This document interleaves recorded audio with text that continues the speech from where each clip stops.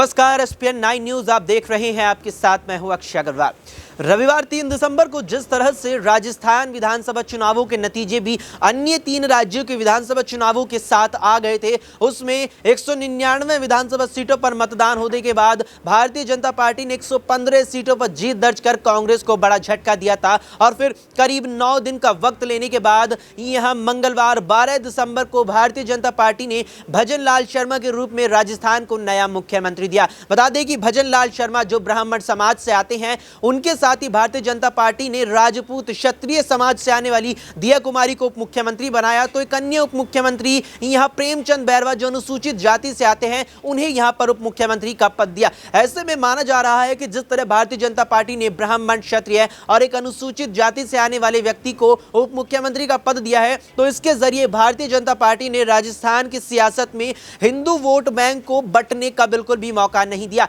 क्योंकि अक्सर देखा जाता है कि यहां हिंदू धर्म को लेकर जब यहां बात आती है राजनीति में, तो यहां पर जाति कहीं ना कहीं हावी दिखती है। और उसी की काट निकालने के लिए भारतीय जनता पार्टी ने राजस्थान में ब्राह्मण, क्षत्रिय और फिर अनुसूचित जाति से आने वाले व्यक्तियों को मुख्यमंत्री और उप मुख्यमंत्री का पद देकर के जाति में जो अगर हिंदू बंटकर बीजेपी से छिटक जाता, तो इसकी संभावनाएं बीजेपी ने अब बेहद ही कम कर दी है। क्योंकि यहां पर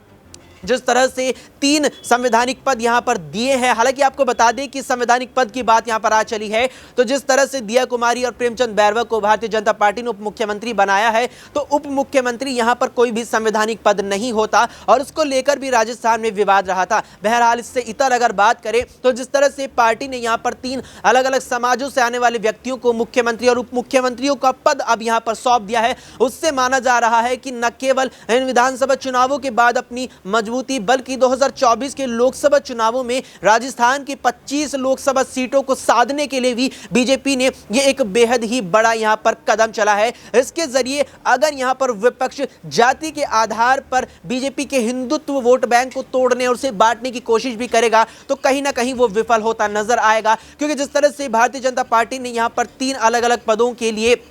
अलग अलग समाजों से आने वाले व्यक्तियों का चयन किया है, तो उसके जरिए बीजेपी निश्चित तौर पर हिंदू वोट बैंक को एकजुट करने में 24 में कामयाब हो सकती है, और खास तौर पर राजस्थान की 25 लोकसभा सीटों पर। इस सब के बीच यहां पर राजस्थान के उप मुख्यमंत्री दिया कुमारी का भी एक बयान सामने आया, जिसमें वे मीडिया कर्मियों से बातचीत करते हुए कहती नजर आई कि राजस्थान की सरकार में सब एकजुट हैं और राजस्थान में एकजुटता से सरकार का गठन किया गया है, जिसमें सभी समाज के सभी वर्गों के नेताओं को तवज्जो दी गई है और उन्हें यहां पर संवैधानिक पद भी दिए गए हैं। ऐसे में माना जा रहा है कि दिया कुमारी के बयान का साफ मतलब है कि भारतीय जनता पार्टी ने जिस तरह से मुख्यमंत्री और उप मुख्यमंत्री के चयन में भी यहां पर कई जातियों से आने वाले नेताओं को ध्यान में रखकर ये चयन किया है, इसके जरिए बीजेपी ने 24 को बहुत ही बारीकी से साधने की कोशिश की है। फिलहाल के इस वीडियो में इतना ही। देश और दुनिया की तमाम खबरों के लिए आप देखते रहें एसपीएन 9 न्यूज।